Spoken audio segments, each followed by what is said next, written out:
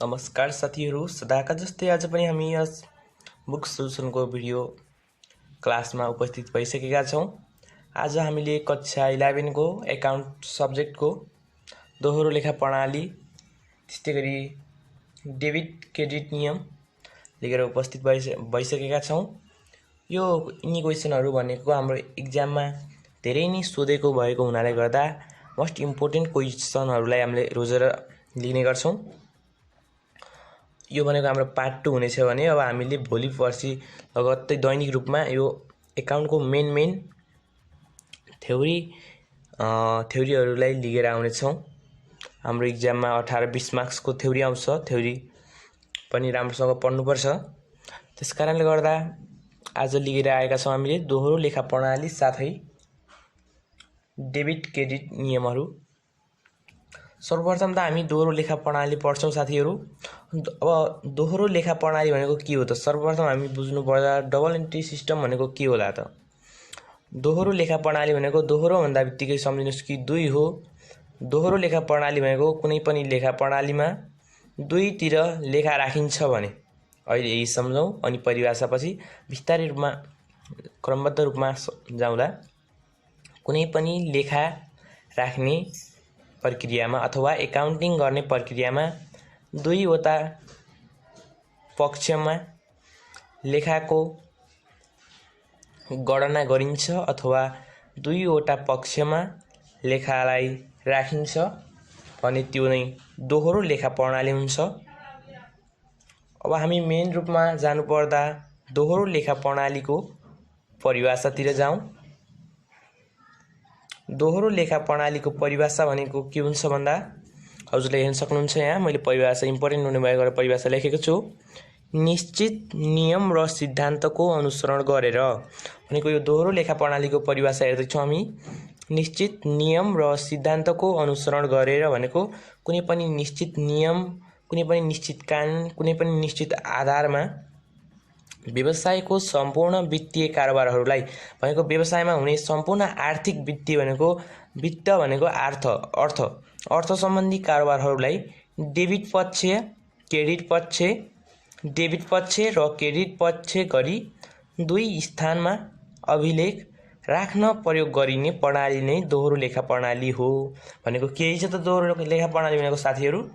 दोहोरो लेखा प्रणाली भनेको यस्तो प्रणाली रहेछ कि जुन प्रणालीमा निश्चित नियम र सिद्धान्तको अनुसरण गरेर अथवा हामीले निश्चित नियम र सिद्धान्तमा आधारित भएर व्यवसायको सम्पूर्ण वित्तीय कारोबारहरूलाई डेबिटमा राख्ने कारोबारलाई डेबिट पक्ष, त्यस्तै गरी क्रेडिटमा राख्ने कारोबारहरूलाई क्रेडिट पक्ष गरी 2 स्थानमा हामीले के गर्छौँ भने अभिलेख राख्न प्रयोग गरिने प्रणाली भनेको साथी दोहोरो लेखा प्रणाली है। यति लेख्नुभयो भने हजुरको दोहोरो लेखा प्रणालीको भनेको यति पछि हजुरले बुझ्नुहुन्छ। भिडियोलाई रिपिट गरेर हेर्नुहोस्, भिडियो अन्त्यसम्म हेर्नुहोस् है, अन्त्यसम्म हेर्नु है त भिडियो साथी, इम्पोर्टेन्ट छ एक्जामको लागि। अब हेरौँ दोहोरो लेखा प्रणालीका विशेषता भनेको feathers of double entry system भनेको फिदर्स डबल एन्ट्री सिस्टमका फिदर्सहरू के छन् त? अब यो एकदम इम्पोर्टेन्ट क्वेसन हो। मैले इम्पोर्टेन्ट क्वेसनलाई लिएर आएको छु। एक्जाममा डबलिरहेको क्वेसन है, धेरै पटक सोधेको क्वेसन। हामीले यो थ्योरी सम्बन्धी भिडियोहरू बनाउने नै छौँ अरू पनि। अब हेरौँ दोहोरो लेखा प्रणालीका विशेषताहरू भनेको feathers of double entry system भनेको हाम्रो मेन भनेको यसो याद गर्नु हजुरले। दोहोरो लेखा प्रणाली भनेको हजुरले जर्नल एकाउन्ट बनाउनुहुन्छ, हजुरले जर्नल भनेको मानव एउटा पन्त एकाउन्ट बनाउनुहुन्छ। हजुरले कुनै पनि एकाउन्ट बनाउँदा हजुरले एकापट्टि डेबिट अर्कोतिर क्रेडिट राख्नुहुन्छ भनेपछि त्यहाँ के भयो साथी? 2वटा पक्ष हुन्छन्। 2वटा पक्षमा के हुन्छ? प्रभाव पार्छ। एउटा पक्षमा बढी हुँदा अर्को पक्षमा ब्यालेन्स गर्नुपर्ने हुन्छ, त्यस्तै गरी अर्को पक्षमा बढी हुँदा अर्को पक्षमा ब्यालेन्स गर्नुपर्ने हुन्छ। सम्झिनु भयो नि? फाइनल एकाउन्ट सबै यो भनेको दोहोरो लेखा प्रणाली अन्तर्गत पर्दछन्। हाम्रो फाइनल एकाउन्टहरूले हाम्रो त्यो जर्नल इन्ट्रीहरूको सबै एकाउन्टहरू मेन भनेको दोहोरो लेखा प्रणाली अनुसार नेपालमा दोहोरो लेखा प्रणाली अपनाइएको छ। त्यस्तै हेरौँ 2 पक्षीय प्रभाव भनेको डबल इफेक्ट अफ 2 साइड है त। 2 पक्षीय प्रभाव भनेको कुनै पनि लेखा राख्ने प्रणालीमा, कुनै पनि लेखा राख्ने सिद्धान्तमा लेखा राख्दा 2वटा पक्षमा प्रभाव पार्दछ भने त्यो नै द्विपक्षीय प्रभाव हो भनेको। यसरी लेख्नुस् कि हजुरले दोहोरो लेखा प्रणालीको प्रमुख विशेषता नै द्विपक्षीय हुन्छ भनेर लेख्नु है त। द्विपक्षीय भनेको दोहोरो लेखा प्रणालीको प्रमुख विशेषता नै द्विपक्षीय हुन्छ। प्रत्येक व्यावसायिक कारोबारहरूलाई एउटा डेबिट पक्ष र अर्को क्रेडिट पक्षमा राखिन्छ। यसमा त्यही हो के भन्दा प्रत्येक आर्थिक कारोबारहरूलाई डेबिटमा राखिने कारोबारलाई डेबिट पक्ष, दुई पक्ष भनेपछि दुईवटा पक्ष सम्झिनुस्, एउटा डेबिट एउटा क्रेडिट। डेबिटमा राख्न पर्ने हाम्रो आर्थिक कारोबारहरूलाई डेबिट पक्ष र क्रेडिटमा राख्नुपर्ने आर्थिक कारोबारहरूलाई क्रेडिट पक्ष गरी राखिन्छ। यसलाई हामीले द्विपक्षीय प्रभाव भनिन्छ है त। त्यस्तै गरी दोहोरो प्रभाव वा बराबर प्रभाव भनिन्छ। अर्को दोहोरो लेखा प्रणालीको विशेषता दोहोरो प्रभाव वा बराबर प्रभाव छ। इक्वल इफेक्ट भनेको इक्वल इफेक्ट भनेको के छ त भनेको यो भनेको दोहोरो लेखा प्रणालीको अर्को विशेषता भनेको समान प्रभाव देखिनु अथवा दुईवटा पक्षमा बराबर प्रभाव देख्नु हो। दुई पक्ष भनेको हाम्रो डेबिट क्रेडिट है त साथी। दोहोरो प्रभाव भनेको दुवैतिर प्रभाव पर्नु पर्यो है त। अब यसलाई डिफिनेसनका आधारमा इक्जाममा लेख्ने तरिका कसरी भनौँ भन्दा हामीले दोहोरो लेखा प्रणालीको अर्को विशेषता समान प्रभाव अथवा दोहोरो प्रभाव अथवा बराबर प्रभाव हो। यस अन्तर्गत राखिने लेखाका कारोबारहरू दुई पक्ष मात्र नभई कारोबारका दुवै पक्षमा समान प्रभाव हुन्छ है त। यो कारोबार दोहोरो प्रभाव वा बराबर प्रभावमा दुईवटा पक्षमा राखिने कारोबारहरू बराबर प्रभाव गर्ने गर्दछ। हाम्रो यसबाट के हुन्छ भन्दा यसबाट लाभ प्राप्तकर्ता र लाभ प्रदानकर्ता भनेको नाफा पाउने र नाफा दिने दुवैमा बराबर प्रभाव देखिन्छ। यसो नभएमा के हुन्छ भन्दा व्यवसायको नतिजा विवरणहरू यथार्थ निकाल्न सकिँदैन है त साथी। दोहोरो प्रभाव समान प्रभाव भनेको अथवा बराबर प्रभाव भनेको कुनै पनि लेखा सम्बन्धी वित्तीय आर्थिक कारोबारहरूमा नाफा प्राप्त गर्ने र नाफा प्रदान गर्ने बीच बराबर के हुन्छ लेखाको प्रभाव हुन्छ। यो भनेको है दोहोरो प्रभाव वा बराबर प्रभाव है त। अब हाम्रो अङ्कगणितीय जाँच यो पनि हजुरले कसरी लेख्नुहुन्छ भन्दा दोहोरो लेखा प्रणालीको अर्को महत्त्वपूर्ण विशेषता भनेको अङ्कगणितीय जाँच हो है त। किन भन्दा यदि हाम्रो हिसाबमा अथवा हाम्रो लेखा सम्बन्धी कारोबारहरूमा अङ्कगणितीय जाँच भएन भने हाम्रो हिसाब रङ आउँछ अथवा हिसाब बिग्रन्छ अथवा हाम्रो लेखा वित्तीय सम्बन्धी कारोबार बिग्रन्छ है त। त्यसैले गर्दा व्यावसायिक कारोबारको दुवै पक्षमा बराबर हुने र प्रत्येक कारोबारको योगफल निकालेर सहायक खाता बनाउनु पर्ने हुन्छ। हामीले के हुन्छ भन्दा यो अङ्कगणितीय जाँच भनेको हाम्रो सम्झिनुहोस् कि टक्क अङ्कगणितीय जाँच हजुरले यसरी सम्झ इक्जाममा सजिलो हुन्छ कि फाइनल एकाउन्ट्सलाई सम्झिनुहोस्। अङ्कगणितीय जाँच भएन भने यदि हजुरको व्यवसायको अन्त्यमा कारोबारहरू बराबर आउँदैन। त्यसैले गर्दा अङ्कगणितीय जाँच भनेको दोहोरो लेखा प्रणालीको महत्त्वपूर्ण विशेषता हो भनेर सम्झिनुहोस्। यानि कि अङ्कगणितीय जाँच भएन भने हाम्रो फाइनल एकाउन्ट नन प्रॉफिटमा हजुरको तल एसेट्स क्यापिटल इक्वल आउँदैन। त्यसैले गर्दा अङ्कगणितीय जाँच भनेको आवश्यक पर्छ। यसरी सम्झिनु भयो भने सजिलो हुन्छ है त। त्यस्तै गरी पूर्ण अभिलेख छ। पूर्ण अभिलेख भनेको दोहोरो लेखा प्रणालीको मुख्य विशेषता भनेको आएको पूर्ण अभिलेख हो है त साथी। यसले के गर्छ भने यसले भनेको विभिन्न यसका आर्थिक सिद्धान्तहरू, मूल्य मान्यता र लेखाको प्रयोग गरी व्यावसायिक कारोबारहरूको सम्पूर्ण अभिलेख पारदर्शी र व्यवस्थित ढङ्गले राख्ने कार्य गर्दछ। भनेको यसले पूर्ण अभिलेख भनेको व्यवसायका क्रियाकलापहरूलाई पूर्ण पारदर्शी ढङ्गबाट मिलाएर राख्ने गर्दछ के। हामीले फाइनल एकाउन्ट बनाउनु पर्छ, तर फाइनल एकाउन्ट बनाउनका लागि हामीलाई के चाहिन्छ अभिलेख चाहिन्छ। जस्तै कि रेन्ट ड्यू भन्छ, समथिङ भन्छ, त्यहाँ दिएको छ नि सबै आइटमहरू, त्यो भनेको हाम्रो यही पूर्ण अभिलेखमा हुन्छ है त। सम्झिनु भनेको हाम्रो त्यहाँ दिएको क्वेसनहरूको हाम्रो स्यालेरी, रेन्ट, क्यापिटल, त्यस्तै गरी ब्यालेन्स, लोन, त्यस्तै गरी ड्यूहरू हुन्छ नि, सम्पूर्ण भनेको यो अभिलेख हो। यही अभिलेखका आधारमा हामीले हिसाब गर्छौँ। त्यसले गर्दा दोहोरो लेखा प्रणालीको अर्को विशेषता भनेको के त्यस्तै अब हामीले पढ्दैछौँ अर्को त्यही दोहोरो लेखा प्रणालीकै टपिक्स हो। हामीले अघि पढेका थियौँ दोहोरो लेखा प्रणालीका विशेषताहरू अथवा feeder of double entry system, त्यस्तै गरी अब हामीले पढ्दैछौँ दोहोरो लेखा प्रणालीका फाइदा एवं महत्त्वहरू भनेको हाम्रो advantage and important of double entry system भनेको हाम्रो डबल इन्ट्री सिस्टमको एडभान्टेज एन्ड इम्पोर्टेन्ट के छ त भनेर हामीले यहाँ पढ्नेछौँ। इक्जामको लागि एकदम इम्पोर्टेन्ट छ साथी, जसरी भए पनि यो पढ्नु, जसरी भए पनि सम्झिन पर्ने छ, एकदम इम्पोर्टेन्ट छ है त। अब सुरु गरौँ।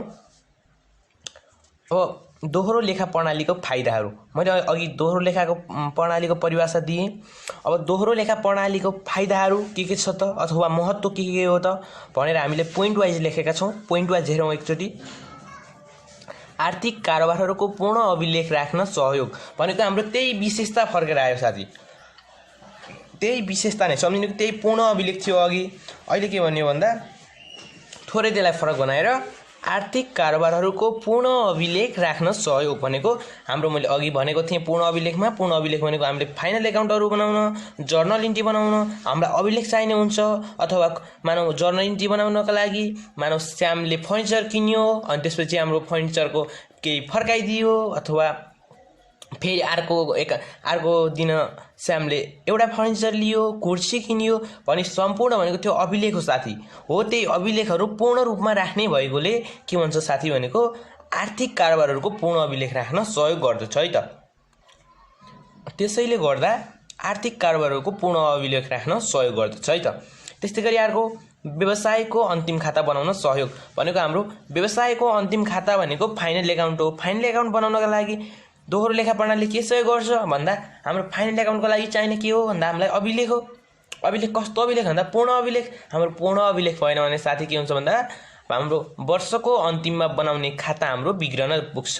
जस कारणले गर्दा पूर्ण अभिलेख भएपछि के हुने भयो भन्दा व्यवसायको अन्तिम खाता बनाउन सहयोग भनेको पूर्ण अभिलेख भइसके पश्चात हामीले के हुने भयो पूर्ण अभिलेखहरूलाई हामीले न्युमेरिकल रूपमा एकाउन्टिङ सिद्धान्तद्वारा सल्भ गरेर अन्तिम खाता बनाउन सहयोग गर्ने भयो है त साथी।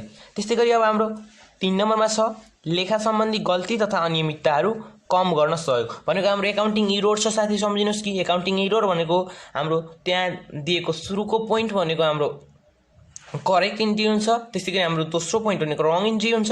त्यस्तै करेक्ट इन्ट्रीलाई हजुरले के गर्नु, करेक्ट इन्ट्री ठिक छ भने रङ इन्ट्रीलाई हजुरले के गर्नुपर्छ सच्याउनु पर्ने हुन्छ हो। त्यसैले गर्दा लेखा सम्बन्धी गल्ती र अनियमितताहरू के गर्छ कम गर्न सहयोग गर्छ भनेको हाम्रो एकाउन्टिङ इरोर तथा लेखा सम्बन्धी गल्तीहरूलाई हामीले के गर्नुपर्छ एकाउन्टमा समाधान गर्नुपर्छ, तिनलाई सल्भ गर्नुपर्छ। त्यसैले गर्दा त्यही सम्झिनुहोस् कि लेखा सम्बन्धी गल्ती तथा अनियमितताहरू कम गर्न सहयोग यसरी भयो है त। त्यस्तै गरी 4 नम्बर भन्छु म। 4 नम्बर भनेको वैज्ञानिक किसिमको लेखा प्रणाली भएकोले बढी विश्वसनीय भनेको यो लेखा प्रणाली भनेको एकदम राम्रो किसिमको छ है त। कसरी किनभने पहिला हुने लेखा प्रणाली स्याहा अरबाजे ढपोट भन्दा जस्तो फाइलहरू हुन्थ्यो। तिनी लेखा प्रणालीहरू वैज्ञानिक किसिमका थिएनन्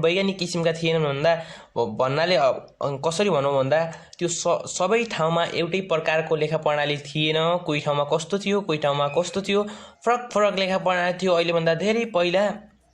जस कारणले गर्दा लेखा परीक्षण गर्नको लागि एकदम गाह्रो हुन्थ्यो, कठिन हुन्थ्यो। किनकि एउटा लेखा प्रयोग गर्ने व्यक्तिले अर्को ठाउँको अर्को लेखा प्रयोग गर्न सक्दैन थियो। त्यसैले गर्दा अहिले आएको लेखा प्रणाली नेपालभरि एउटै प्रकारको लेखा प्रणाली छ।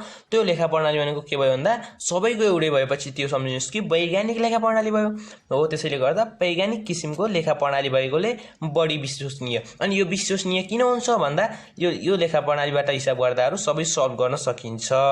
त्यसले गर्दा विश्वसनीय हुन्छ है त। त्यस्तै गरी व्यवसाय सञ्चालनको नतिजा पारदर्शी ढङ्गबाट प्राप्त हुने भनेको व्यवसायको सञ्चालनको नतिजा भनेको हजुरले व्यवसाय सञ्चालन गर्नुभएको छ। मानव हजुरको व्यवसाय सञ्चालन भन्दा नि हजुरले हाम्रो बुङ्गुर पाल्नु भएको छ, माछा पाल्नु भएको छ।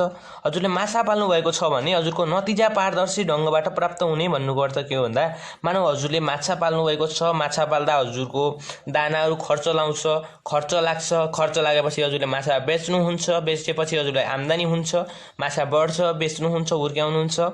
त्यसो गर्दा हजुरलाई के हुन्छ भन्दा घाटा खर्च र हजुरलाई प्राप्त भएको नाफा है त भनेको व्यवसाय सञ्चालनको नतिजा पारदर्शी ढङ्गबाट प्राप्त हुने भनेको हजुरको खर्च र नाफालाई एकदम राम्रोसँग हजुरको के हुन्छ भन्दा प्राप्त हुन्छ, अथवा हजुरले सजिलैसँग त्यो व्यवसायमा हुने कति खर्च भयो कति नाफा भयो भनेको लेखा प्रणालीबाट प्राप्त गरेर अन्त्यमा हजुरलाई भएको नाफा अथवा हजुरलाई लागेको घाटा प्राप्त गर्न सक्नुहुन्छ। त्यसले गर्दा यो के हुन्छ भन्दा व्यवसाय सञ्चालनको नतिजा पारदर्शी ढङ्गबाट। त्यस्तै हाम्रो अब अर्को इम्पोर्टेन्ट क्वेसन लिएर आएका छौँ। हामीले यहाँभन्दा पहिला डबल इन्ट्री सिस्टम पढ्यौँ। अब हामीले पढ्दैछौँ साथी भनेको के छ भन्दा डेबिट र क्रेडिटका नियमहरू। एकदम मोस्ट इम्पोर्टेन्ट भनेको छु मैले लिएर आएको यो आजको भिडियो क्लासमा एकदम इम्पोर्टेन्ट छ। पिरियड डबलाई त्रिबालाई हेर्नु होला, अघि कपी र कलम समातेर हेर्नु होला, यानि कि हजुरले कपीमा लेख्दै दिमागले सम्झिँदै गर्नुभयो भने हजुरलाई एकदम सजिलो हुनेछ पढ्नलाई। अब जाउँ त विषयवस्तुतिर जाँदा हामी आज के छ भन्दा अहिले डेबिट र क्रेडिटका नियमहरू। अब डेबिट र क्रेडिट भनेको के हो भन्दा डेबिट र क्रेडिटको नियम भनेपछि हाम्रो डेबिट र क्रेडिट भनेको कहाँ चढ्छ अथवा कस्तो चढ्छ भन्ने त हजुरलाई थाहा नै छ। भनेको दोहोरो लेखा प्रणालीमा कुनै पनि व्यावसायिक क्रियाकलापहरूलाई दुई पक्षमा चढाइन्छ। कुन भन्दा डेबिट र क्रेडिट। अब यो कसरी चढाइन्छ, के का आधारमा चढाइन्छ भन्ने त अब हामीले पढ्नुपर्ने हुन्छ। यो पढ्न पर्दा अब हामी तल आउँछौँ है त। अब डेबिट र क्रेडिटका नियम भनेको हाम्रो के छ, खाताको आधारमा। खाता भनेको rules based on account type, भनेको एकाउन्ट टाइपको आधारमा हाम्रो के हुन्छ भन्दा डेबिट र क्रेडिटको नियम हुन्छ है त। हाम्रो व्यक्तिगत एकाउन्टमा फरक नियम हुन्छ, त्यस्तै गरी वास्तविक खातामा अथवा हाम्रो पर्सनल एकाउन्टमा फरक हुन्छ, रियल एकाउन्टमा फरक हुन्छ, नोमिनल एकाउन्टमा फरक हुन्छ। भनेको व्यक्तिगत खातामा, वास्तविक खातामा र साङ्केतिक खातामा फरक तरिकाबाट हामीले एकाउन्टिङ राख्ने गर्दछौँ है त। अब कस्तो खातालाई व्यक्तिगत खाता भन्ने त सुरुमा आउँछ हाम्रो व्यक्तिगत खाता, त्यस्तै गरी दोस्रो नम्बरमा यानि कि हाम्रो डेबिट र क्रेडिटको नियम लेख्दा हामीले खाताका प्रकारका आधारमा लेखौँ। पहिला हाम्रो एक नम्बरमा लेखौँ व्यक्तिगत खाता भनेको अथवा पर्सनल एकाउन्ट, त्यस्तै गरी रियल एकाउन्ट यानि कि वास्तविक खाता, त्यस्तै गरी नोमिनल एकाउन्ट यानि कि साङ्केतिक खाता है त। अब हामीले कस्तोलाई व्यक्तिगत खाता भन्ने, कस्तोलाई वास्तविक खाता भन्ने, कस्तोलाई नोमिनल खाता भन्ने है त, एकदम इम्पोर्टेन्ट छ, ध्यान दिएर सुन्नु है त। व्यक्तिगत खाता भनेको कुनै पनि व्यक्तिको अथवा पर्सन, कुनै पनि व्यक्तिको आफ्नो पारिवारिक अथवा उसको फर्मको, उसले सञ्चालन गरेको फर्म उसको एकलौटी हुनु पर्यो। व्यक्तिगत भनेको यो एकजना मात्र व्यक्तिले सञ्चालन गरेको व्यवसायको खातालाई के भनिन्छ भन्दा व्यक्तिगत खाता भनेको। यानि कि हजुरको मानव हजुरले केही फर्महरू सञ्चालन गर्नुभएको छ भने हजुरको एक्लै हजुरले सञ्चालन गर्नुभएको छ भने त्यो भनेको के भयो, व्यक्तिगत खाता। यो व्यक्तिगत खातामा चाहिँ कस्तो डेबिट कस्तो क्रेडिट भनेको पर्सनल एकाउन्ट र व्यक्तिगत खाता भनेको डेबिट र क्रेडिट भनेको कुनलाई डेबिट भन्ने कुनलाई क्रेडिट भन्ने भन्दा हजुरको व्यक्तिगत खातामा हजुरलाई फर्महरू सञ्चालन गर्दा लाभ प्राप्त हुन्छ भने त्यसलाई हजुरले डेबिट गर्नु पर्नेछ त्यो खातालाई। यदि हजुरलाई लाभ प्रदान गर्नुपर्छ भने त्यसलाई चाहिँ क्रेडिट गर्नुपर्नेछ। भनेको यसको परिभाषामा के लेख्नु भन्दा हजुरले व्यक्तिगत खाता पर्सनल एकाउन्ट भनेको कुनै पनि व्यवसाय, कुनै पनि एक व्यक्तिले सञ्चालन गरेको व्यवसाय तथा फर्मबाट प्राप्त भएको लाभलाई डेबिट र ऊ व्यक्तिले प्रदान गर्नुपर्ने अथवा लाभ प्रदान गर्दछ भने त्यसलाई नै क्रेडिट भनेर यस खातामा चढाइएको हुन्छ भनेर यति लेख्नुभयो भने हजुरको व्यक्तिगत खाता एकदम इजीसँग हजुरले सल्भ गर्नुभयो। त्यसै गरी हजुरको वास्तविक खाता है त। वास्तविक खाता भनेको रियल एकाउन्ट भनेको नि त्यही व्यक्तिहरूकै खाता हो। यो खाता भनेको कस्तो भन्दा मानव हजुरले ठुलो पसलहरू सञ्चालन गर्नुभएको छ भनेपछि हजुरमा त्यहाँ सम्पत्ति हुन्छ, क्यापिटल एन्ड मालसामान हुन्छ, हजुरको एसेट्स, क्यापिटल र एसेट्स छ नि, हजुरको सम्पत्ति भनेको हजुरको एसेट्स हो, त्यस्तै गरी मालसामान भनेको हजुरको एसेट्स हो, सम्पत्ति भनेको हजुरको क्यापिटल। भनेको क्यापिटल र एसेट्स सम्बन्धी खाता भनेको हजुरको रियल एकाउन्ट हो कि। त्यसमा के हुन्छ भन्दा हजुरले कुनै फर्निचर किन्नुभयो, अब कुनै फर्निचर किन्दा हजुरलाई के फाइदा भयो भने के हुन्छ त्यसमा प्राप्त धनमाल सम्पत्ति भनेको हजुरको रियल एकाउन्टमा जुन पनि रियल एकाउन्ट वास्तविक एकाउन्टलाई कसरी परिभाषित गर्ने भन्दा कुनै पनि हाम्रो सम्पत्ति र मालसामान सम्बन्धी कारोबारहरूमा प्राप्त अथवा सम्पत्ति प्राप्त अथवा धन प्राप्त हुन्छ भने त्यसलाई डेबिट र गुमेको धनमाल सम्पत्तिलाई क्रेडिट गरिराखिन्छ भनेर लेख्नुभयो भने वास्तविक खाता पनि सकियो है त। त्यस्तै गरी हामी जाउँ सांकेतिक खाता अथवा नोमिनल एकाउन्ट। नोमिनल एकाउन्ट भनेको पनि त्यही व्यवसायकै हो।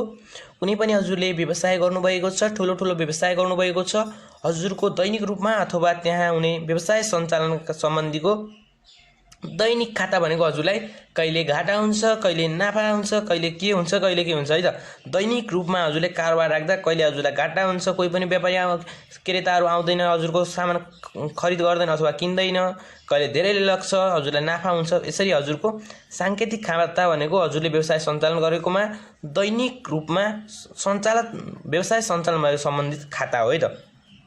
यसमा के हुन्छ भन्दा हजुरको कति खर्च भयो त, त्यो दिन कति खर्च भयो र हजुरलाई खर्च हुनु भनेको हजुरलाई के हुनु भनेको खर्च र नोक्सान चाहिँ एउटै हो है साथी। खर्च एन्ड नोक्सान, हजुरको कति खर्च भयो भन्नु र कति नोक्सान भयो भन्ने सेम उस्तै छ। तर खर्च भनेको उस्तै नभन्नु होला, किनकि हजुरले फर्निचर किन्नु भएको छ भने हजुरको फर्निचर पनि खर्च त हो नि हजुरको। तर नोक्सान भनेको हजुरलाई भएको घाटा।